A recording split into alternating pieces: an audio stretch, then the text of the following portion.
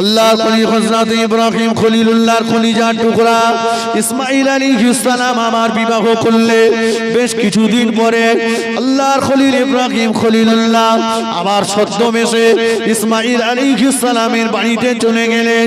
ইসমাঈল আলাইহিস সালাম আল্লাহ পাকের কি ইশারা, আল্লাহ পাকের কি হুকুম, সেদিনও আল্লাহ নবী ইসমাঈল আলাইহিস সালাম বাড়িতে নেই।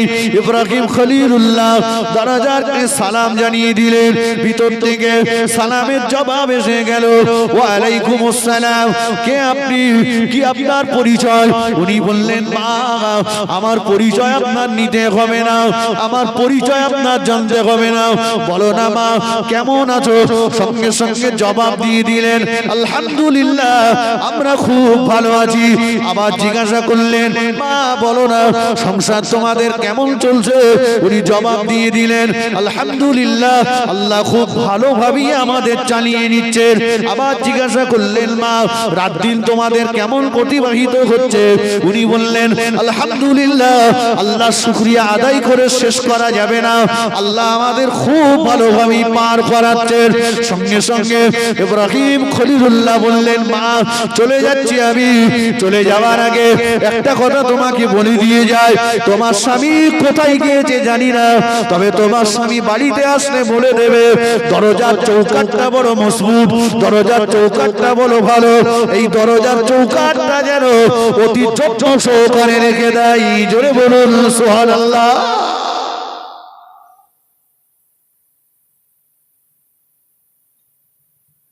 পার্থক্যটা বুঝলেন?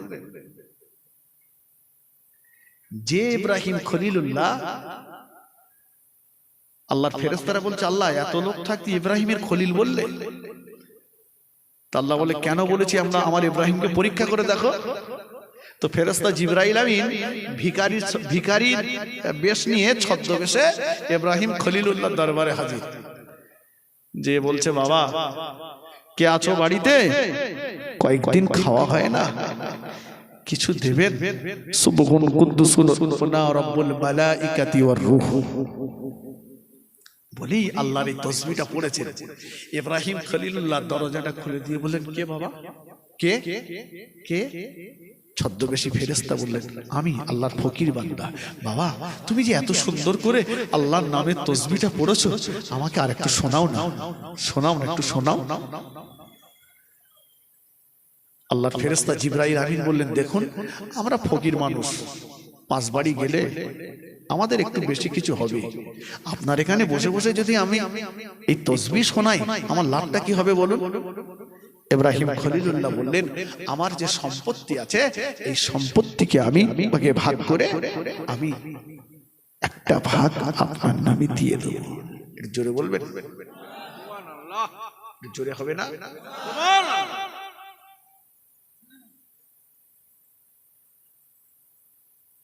আচ্ছা ভাই, শুধু আল্লাহর নামে তাসবিহ শোনার জন্য সম্পত্তি 4 ভাগের 1 ভাগ দিয়ে দেবে, এরা মান্দা খুঁজে পাওয়া যাবে? হ্যাঁ, কতবার আল্লাহ বিল্লাহ করে বলেছে মিলাদ দেবো 10 টাকা দে। এখন মসজিদে কেউ কেউ আর 1 টাকার ওই ছোট কয়েন চলে না, ওই গিয়ে মসজিদে ঝেড়ে দিচ্ছে। 20 টাকা একটা দেশে, আলহামদুলিল্লাহ আজকে একজন 20 টাকা দেশে তুলে দেখা যাচ্ছে মাল কানি কাটা, মানে বাজারে কোনো দোকানদার নেই, ওইটা ঘুরে গিয়ে এলে বলে এখানে মসজিদ দে, এরা চেল গেলে দেখেছেন? আল্লাহ পাকের ফেরেশতা জিবরাইল আমিন আলাইহিস সালাম বললেন, সুবহান কুদ্দুসুর রাব্বুল মালাইকাতি ওয়ার রূহ। আল্লাহর খলিল ইব্রাহিম খলিলুল্লাহ চোখ দিয়ে টপ টপ টপ টপ করে পানির টোশা গড়িয়ে যায়। ও আল্লাহ পাকের ফকির বান্দা, আমার আল্লাহর নামে তাসবিহটা আরেকটা বার কি আমাকে শোনাবে? আমি একটা ভাগ আপনাকে দিয়ে দিলাম, আরেকটা বার কি আপনি আমাকে শোনাবে? আল্লাহর ফেরেশতা জিবরাইল আমিন আলাইহিস সালাম বললেন, আরেকটা বার যদি আপনাকে শোনায় কি দেবেন আপনি বলুন না?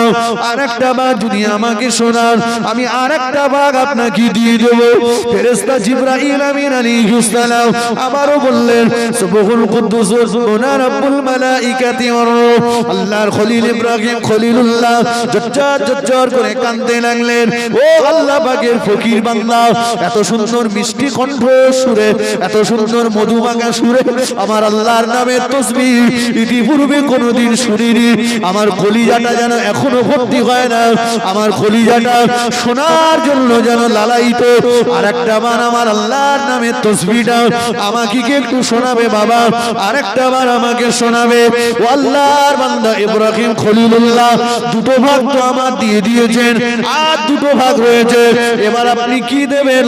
বলে আরেকটা ভাগ আপনাকে দিয়ে দেব। জিবরাইল আমিন আলাইহিস সালাম আরেকটা বার শোনালেন, আরেকটা ভাগ দিয়ে দিলেন।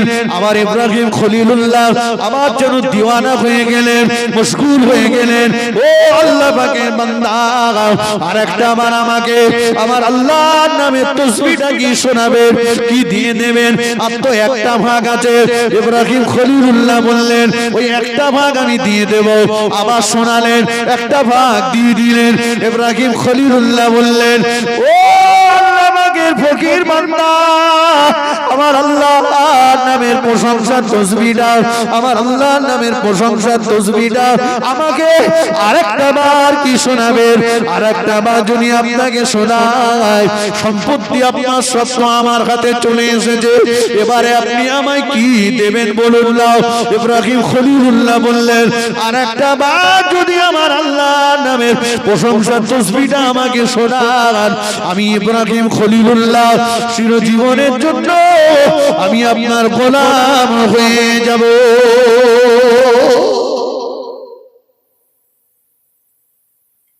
জিবরাইল আমিন আবার শোনালেন।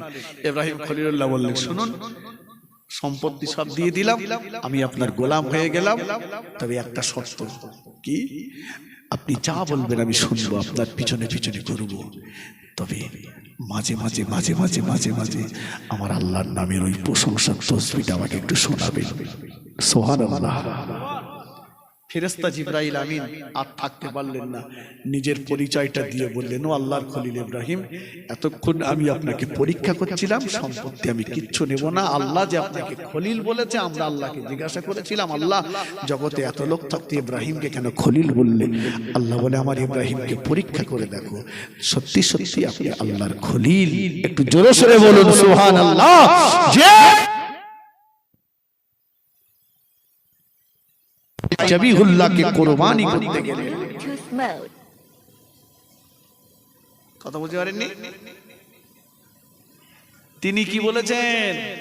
চৌকাটটা পাল্টে নেবে। তিনি কি বলছেন? চৌকাটটা পাল্টে নেবে।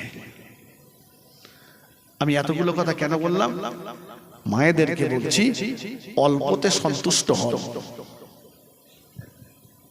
অল্পতে সন্তুষ্ট হন। আপনি একটু নামাজের পাটিটাকে আঁকড়ে ধরুন। অভাব অভিযোগের কথা, আল্লাহর কাছে একটু দুফোঁটা চোখের পানি ছেড়ে স্বামী স্ত্রী দুজন একটু নামাজের পাটিটা বিছিয়ে আল্লাহর কাছে কাঁদুন। বাচ্চাগুলোকে নামাজি বানান। বিশ্বাস করুন, অনেক মায়েরা বলে, ছেলেটাকে বলছে কচি তোর এখন রোজা রাখতে হবে না, মেয়েটাকে বলছে কচি তোর এখন রোজা রাখতে হবে না, তোর এখন রোজা রাখতে হবে না। কেন? বলছে তোর শরীর খারাপ হয়ে যাবে, শরীর খারাপ হয়ে যাবে, রোজা রাখতে হবে না।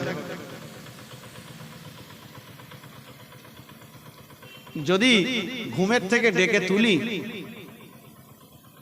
ওই ঘুম চোখে নামাজ পড়তে যাবে, ওদের কষ্ট হবে, তাই না ডাকবো না। একই ঘরে বাপ ঘুমাচ্ছে, মা ঘুমাচ্ছে, বাচ্চারাও ঘুমাচ্ছে। ভাই আমি উদাহরণস্বরূপ বলছি, উদাহরণস্বরূপ আপনাকে বোঝানোর জন্য বলছি। আল্লাহ না করুন রাত্রেবেলা ঘরে আগুন লেগে গেছে, বাড়ির সবাই ঘুমাচ্ছে, আপনি উঠে দেখছেন আগুনটা লেগে গেছে। সে সময় কি আপনি বাচ্চা কাচ্চাগুলোকে লেপকাতা আরো ভালো করে গায়ে দিয়ে দেবেন, না ঘুমন্ত চোখে ওইভাবে ডেকে ডেকে তুলবেন? কথা বলেন, কি করবেন? তড়ি ঘড়ি ঘুমন্ত চোখে ডেকে তুলবেন যে কচি ওঠ, শিগগির ওঠ, ঘরে আগুন লেগেছে, পালা। দুনিয়ার আগুনে পোড়ার জন্য, দুনিয়ার আগুনের ভয়ে যদি তড়িঘড়ি হাতাকাঙ্ক্ষা করে ওদেরকে ডেকে তুলে ঘর থেকে বাইরে বার করে দিই, দুনিয়ার আগুনের চাইতে কি জাহান্নামের আগুনটা কঠিন হবে না বাবা? কথা বলেন, দুনিয়ার আগুনের চাইতে কি জাহান্নামের আগুনটা কঠিন হবে না? তাহলে আজকে যদি ডেকে তুলে ওদেরকে মসজিদ মুখ করাতে পারতাম, আজকে যদি ডেকে তুলে ওদেরকে নামাজের পাটিটা ধরিয়ে দিতে পারতাম, অন্তত পক্ষে জাহান্নামের আগুন থেকে ওরা মুক্তি পেয়ে যেত। এক ওয়াক্ত নামাজ না পড়লে সেই গোড়াতে বলেছিলাম 1,88,00,000 বছর জাহান্নামে থাকতে হবে। অ্যাডাল্ট সাবালিকা মেয়েটা, সাবালক ছেলেটা বেনামাজি, কেন আপনি মা, কেন আপনি আব্বা তাদেরকে তাগিদ দেন না? হয়তো এখন বললে বলবেন ছেলে কথা নেয় না, আমি বলবো ছেলের ত্রুটি শুধু একা না, আপনার আমারও ত্রুটি রয়েছে, তাকে উপযুক্ত বয়সে নামাজের কথা বলা হয়। যে সময় বলার দরকার ছিল সেই সময় বলা হয়নি, কারণ তখন ভেবেছি কি বলবো, রাসূল বলেছেন 7 থেকে 10, 10 থেকে 12, 7 থেকে 10 মুখে মুখে বলো, 10 থেকে 12 নামাজের জন্য কড়া তাগিদ দাও। জি 10 ওভার হয়েছে, নামাজ ছেড়েছে, তুমি বাপ ওর গালে একটা চড় মারো। 10 বছরের বাচ্চাটা আব্বা যদি গালে একটা চড় মারে ভয়ে কিন্তু নামাজ পড়বে। কিছুদিন পড়ার পরে বন্ধ করে দিয়েছে, এবার আপনি আর না মেরে ওর মাকে বলুন ওকে যেন ভাত না দেয়, তবে একেবারে বন্ধ না, যে ভাতটা বেলা 12টার সময় দিত ওইটা 2টোর সময় দেখবে। বোঝা গেছে কথা? ও বুঝুক যে আব্বা যদি জানতে পারে মারবে, মা যদি জানতে পারে ভাত দেবে না, এ বাচ্চাটা নামাজি হবে না ভাই? হয়তো আপনি বলবেন যে আমার ছেলের গায়ে ওই 7 বছর 10 বছরের বাচ্চার গায়ে চড় মারবো। আচ্ছা বলুন তো বুকে হাত দিয়ে আমার কথা সত্য না মিথ্যা? মা ওর কাছে 10টা টাকা দিয়েছে, একটা তেলের বোতল শেষুড়ি দিয়েছে, দোকান থেকে তেল আনতে বলেছে, 10টা টাকা কি 20টা টাকা ও হারিয়ে ফেলেছে, তেলের বোতলটা ভেঙে ফেলেছে, মা ঝাঁটা তুলে বলেছে দূর হয়ে যা, খাই হয়ে যা, মরগে যা, কত কথাই কত গাল যে মা পারলো 20টা টাকা 10টা টাকা তেলের বোতলটা নষ্ট হয়ে যাওয়ার জন্য সেই মা জাহান্নামের আগুন থেকে বাঁচাতে বাচ্চাকে কিছু বলবে না?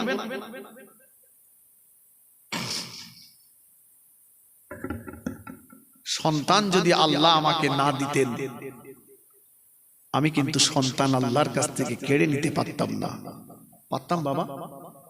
আল্লাহ বলেন আমি যাকে ইচ্ছা করি ছেলে দিই, যাকে ইচ্ছা মেয়ে দিই, যাকে ইচ্ছা ছেলে মেয়ে দুটোই দিই, যাকে ইচ্ছা করি কিচ্ছু দিই না, কিচ্ছু দিই না। ভাবতে পারেন? এই আগে যে কথাটা বলছিলাম, ইব্রাহিম খলিলুল্লাহ ইসমাইল সাল্লামকে কোরবানি করতে নিয়ে যাবেন, তো মাকে বললেন, ইব্রাহিম নবী ওনার স্ত্রীকে বলছেন যে ছেলেকে সাজিয়ে দাও, আমি দাওয়াতে নিয়ে যাব। ইতিহাস আপনাদের জানা। নিয়ে যাচ্ছেন, শয়তান এসে মাকে বলছে, হাজেরা জানো তোমার ইসমাইলকে কোথায় নিয়ে যাচ্ছে? কোথায়? বলছে কোরবানি দিতে নিয়ে যাচ্ছে। মা হাজেরা বলছে, এই কি সর্বনাশ করলি হারা, আমার কাছে থাকাকালীন কেন এই সংবাদটা দিলি না?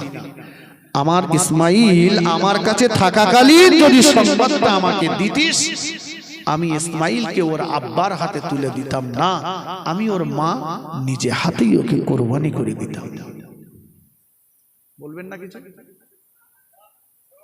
আর একটু আসতে বলেন, লোকে শুনতে পাচ্ছে।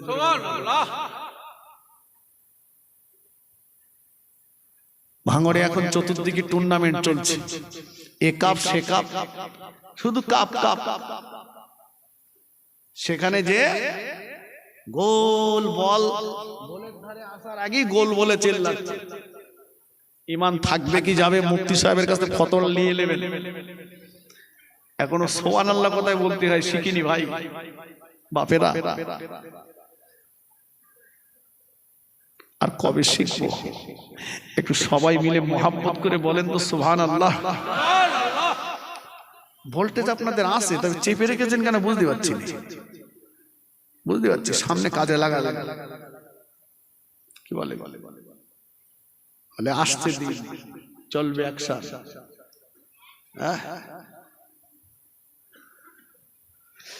শোনেন,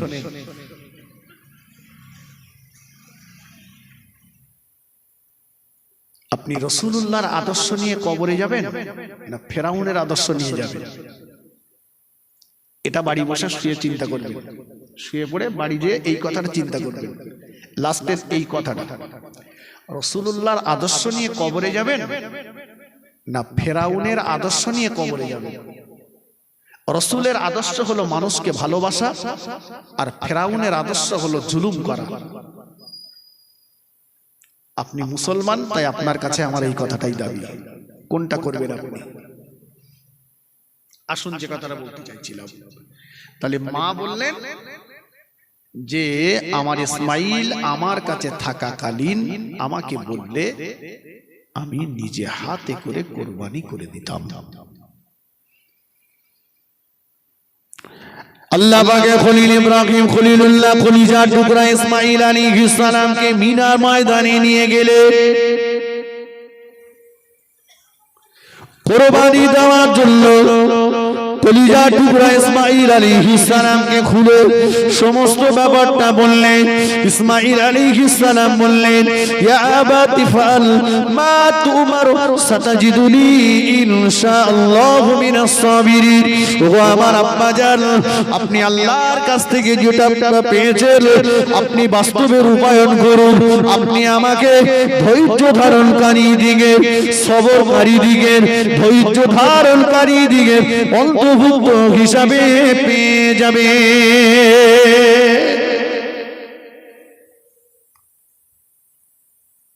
ইব্রাহিম নবী বলছে, ইসমাইল আমি স্বপ্নে দেখছি আমি যেন তোমাকে কুরবানি করছি। ইসমাইল আলাইহিস সালাম বললেন, ইয়া আবাতি ফাল মা তুমার সাতাজিদুনি ইনশাআল্লাহু মিনাস সাবিরিন। আব্বা আপনি যেটা দেখেছেন আপনি সেটা বাস্তবে রূপায়ণ করুন, আপনি আমাকে ধৈর্য ধারণকারী দিকের অন্তর্ভুক্ত হিসেবে পেয়ে যাবেন। কেমন বাপ আর কেমন ছেলে! হযরত ইসমাইল আলাইহিস সালাম বললেন, আব্বা জান, ও আমার আব্বা জান,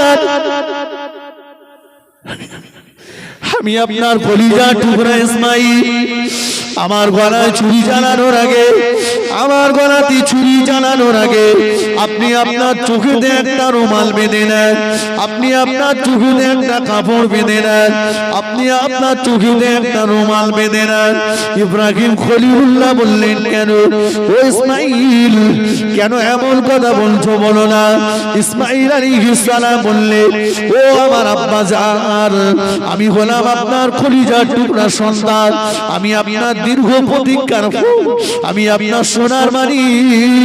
আমার গলায় ছুরি চালাতে যে, আমার মুখের দিকে যে আপনার অন্তরে যদি দয়া মায়া সৃষ্টি হয়ে যায়, আপনার অন্তরে যদি মায়া মোহাব্বতের সৃষ্টি হয়ে যায়, না জানি আল্লাহ পাক যদি নারাজ হয়ে যায়, আল্লাহ পাকের দরবারে আপনার কোরবানিটা কবুল হবে না। এজন্য আব্বা জান, ও আমার আব্বা জান, আপনার চোখেতে একটা রুমাল বেঁধে নেন, আপনার চোখেতে একটা কাপড় বেঁধে নেন। ছুরি চালাতে যে আমি আপনার কলিজার টুকরা, আমার প্রতি যেন আপনার দয়া মায়া সৃষ্টি না হয়। আব্বা জান, আমার আর একটা দাবি, আমার গলায় ছুরি চালানোর আগে আমি ইসমাইল আমার কদম দুটো, আমার পা দুটো, আমার হাত পা গুলো কিছু দিয়ে আপনি বেঁধে নেবেন আব্বা জান, আমাকে বেঁধে ফেলবেন আব্বা জান।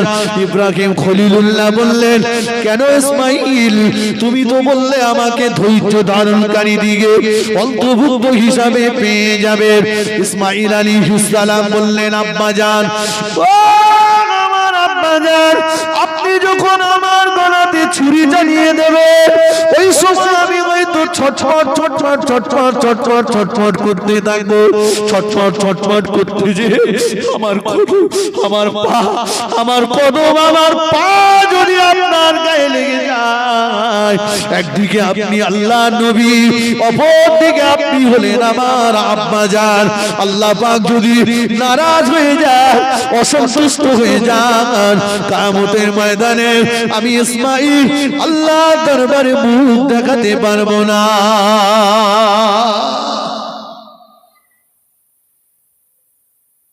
কেমন ছেলে?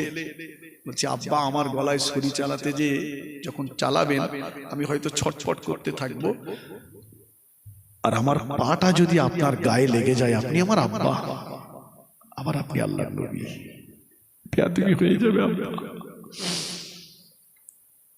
ছেলে বাপকে লাথি মারছে, এখন ছেলে বাপকে লাথি মারছে, মা বাপের ভাত দেয় না। বিরাট বড় নেতা,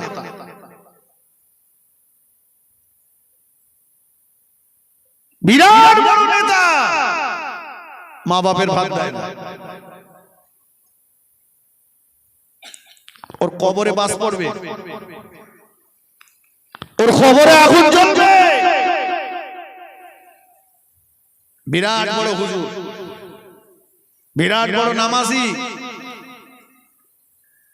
সমাজ সেবক, মা বাপকে ভাত দেয় না। তোমার নামাজ, রোজা, হজ, যাকাত, দান, সদকা তোমাকে জান্নাতে নিয়ে যেতে পারবে না। নবী বলেছেন হুমা জান্নাতুকা ওয়া নারুক, মা বাপ তোমার জন্য আল্লাহর দয়ার জান্নাত, মা বাপ তোমার জন্য আল্লাহর আযাবে জাহান্নাম। মা বাপের চাইতে বড় পীর গোটা পৃথিবীতে আর কেউ নেই। মা বাপের দোয়া নাও।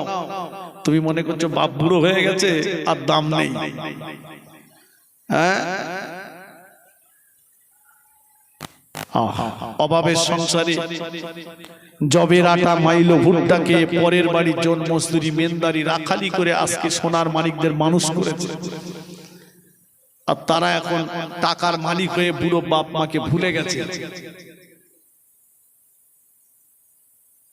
গিন্নি এখন সব চেঞ্জ করে দিয়েছে, পরিবর্তন করে দিয়েছে। এখন গিন্নির মা বড় মা হয়েছে। আপনি আপনার শাশুড়িকে মা বলুন, আমার আপত্তি নেই। শাশুড়ির খেদমত করুন, আমার আপত্তি নেই।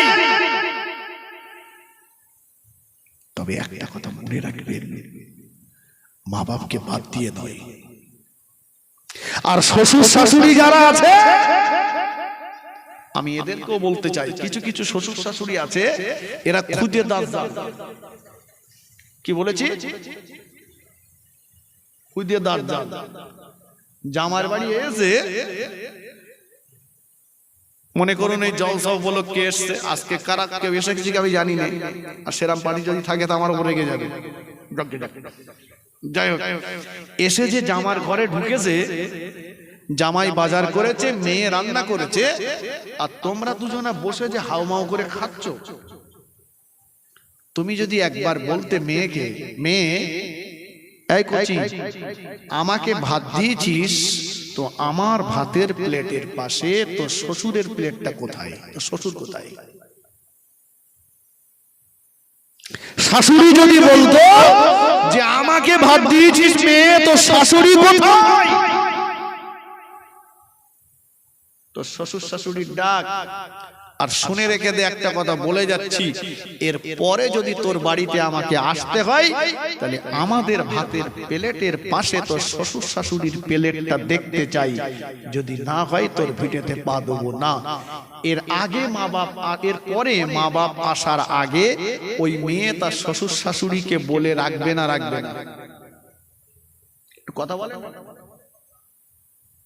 এক খুদে দাজ্জাল এসে বলে গেছে যে আমার মেয়ে স্কুলে যেত, বাড়ি এসে খেত, পাড়ায় পাড়ায় ঘুরতো, কুটোর কাজ দুটো জীবনে করিনি। তোমরা তিনই ভাই এক কাজ করো, আমার কচিটা নিয়ে তুমি এক কাজ করো, আরো তো দুটো ভাই আছে, তুমি আমার কচিটা নিয়ে একটু আলাদা হয়ে। আরে গাঁড়ো শাশুড়ি জানো ওর ইমাম, তাই ওখান থেকে একতেদা করে বাড়ি এসে বউডার নিয়ে মা বাপের বাদ দিয়ে আলাদা হয়ে গেছে। গাড়ল মানে বুঝতে পেরেছেন? ভেড়া ভেড়া। ও গিন্নির কাছে মুরিদ হয়েছে।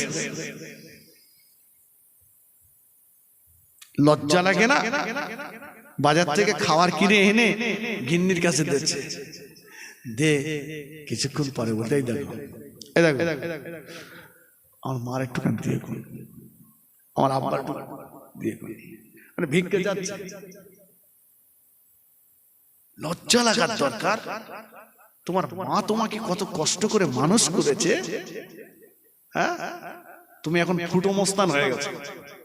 ফুটো মোস্তান মানে মাকে বলছে, মা কত টাকা দুধ খেয়েছি বলো, ঋণ শোধ করে দেবো। কটা টাকা পেয়েছে? মা বলছে ঋণ শোধ করবি? বলে হ্যাঁ। বলো কত নেবে? বারবার তুমি বলো দুধ খাইয়েছি দুধ খাইয়েছি, বলো কি নেবে? মা বলছে শোন, তুই বিবিরাটির মোড় থেকে সন্ধ্যাবেলা একটা আম কিনে এনে দিবি, পাকা আম। অতীত জীবনের যা দুধ খেয়েছি সব ঋণ শোধ। বলছে মা এই সব শুনেছি, হুজুররা বলেছে যে মায়ের তোমার শরীরের চামড়া ছাড়িয়ে ছাড়িয়ে যদি মায়ের পায়ে জুতা বানিয়ে দাও তবু এক ফোঁটা দুধের ঋণ আদায় হবে না। তুমি বলছো আম দিলি মাপ হয়ে যায়? হ্যাঁ মাপ করে দেবো আমি, তুই আম নিয়ে আয় না। ও সন্ধ্যেবেলা একটা পাকা আম কিনে এনেছে বিবিরাইটির মোড় থেকে, এসে বলছে মা নাও ঋণ শোধ করে দাও। মা বলে দেবো তো, দাঁড়া না, খাওয়া দাওয়া কর, খেয়ে দে, শো। শুয়েছে, বলছে ওই আমটা তোর বুকের উপরে করে নিয়ে এসো, যখন আমি তোর কাছে চাইবো তখন উঠে আমটা আমাকে দিবি, তোর দুধের ঋণ শোধ। এখনো তো শুয়েছে মানে মোষ পড়েছে, শুয়েছে আম পড়েছে পিঠির তলায় চলে গেছে, পাকা আম সারা পিঠ ল্যাপটা চ্যাপটা হয়ে গেছে। মা তো দেখেছে, দেখে ডাকছে কচি, এ কচি ওঠ, আম দে, দুধের ঋণ শোধ করবি না। ও উঠে দেখে আম তো বুকিলি, সে পিটি। বলছে মা সে আম নষ্ট হয়ে গেছে, তোমাকে কালকে একটা কিনে এনে দেবো। তোর মায়ের জন্য একটা আম একটা রাতের কিছুটা অংশ তুই পাহারা দিতে পারলি না। তোর মা যতদিন তুই নিজে ভালোভাবে চলতে ফিরতে না পেরেছিস, তোর মা কখনো তোকে বুকের উপরে, কখনো ডান পাশে, কখনো বাম পাশে, ডান পাশে পেশাব করেছিস, বাম পাশে হুজুরের